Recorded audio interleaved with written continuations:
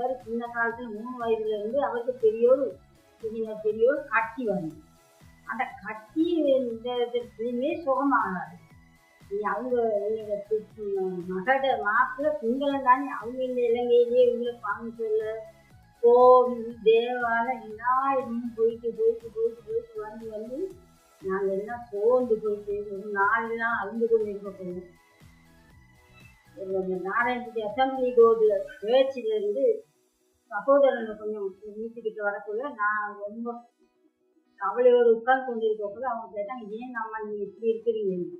நான் சொன்னேன், அது நம்பி பெரிய ஒரு பிரச்சனை, இதுல கரை சேரதான் முடியவில்லை, இப்படி நாங்கள் எல்லா இடமுமே போனோம், ஒன்றுமே சரிபோக இல்லை. அப்போ அவர் அந்த சகோதரன் சொன்னாரு, அம்மா ஒன்றுக்குமே கவலைப்படலாம்னா நீங்க இயேசுவாமிய நம்பி விசுவாசிக்கிறதுக்கு நீங்க விருப்பமானு.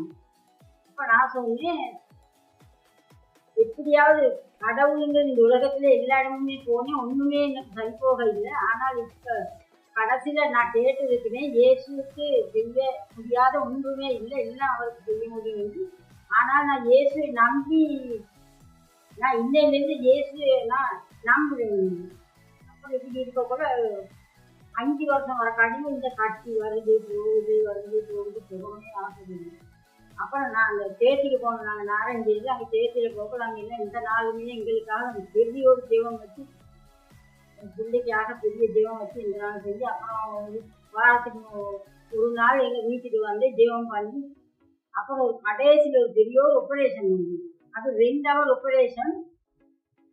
அந்த நேரத்துல எங்களுக்கு நீ ஒண்ணுமே செஞ்சு கொள்ள வழி இல்லை, நான் இந்த உலகத்துல எனக்கு யாருமே இல்லை, இதாவே உண்மை நம்பி இருக்கும் என் பிள்ளைகிட்ட சுகத்தை கொடுங்க அப்பான்னு சொல்லி அழுகிற நேரத்துல அவங்க சொன்னாங்க, அம்மா அழுகவான நீங்க கடவுளை நம்பியிருந்தா ஏசப்பா யாரும் நீங்க நம்பி இருந்தீங்கன்னா உங்களுக்கு நம்பிக்கை வீணாக போகாது.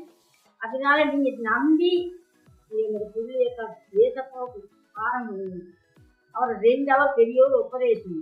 ஆனால் கொண்டாடுக்குள்ள மிச்சம் பேசங்கள் எல்லாம் மிச்சம் பிள்ளைங்கள் எல்லாம் கொண்டாடுக்குள்ள அவங்க எல்லாம் வந்தது தொழில நித்திரை கொண்டு. ஆனால் கடவுள் நல்ல சுகத்தை கொடுத்து என்னுடைய பேரன் தொழில உட்கார்ந்து கொண்டு நம்பினாள். 4 ஆண்டுகள் போடாத போது நன்றி செலுத்துறேன்.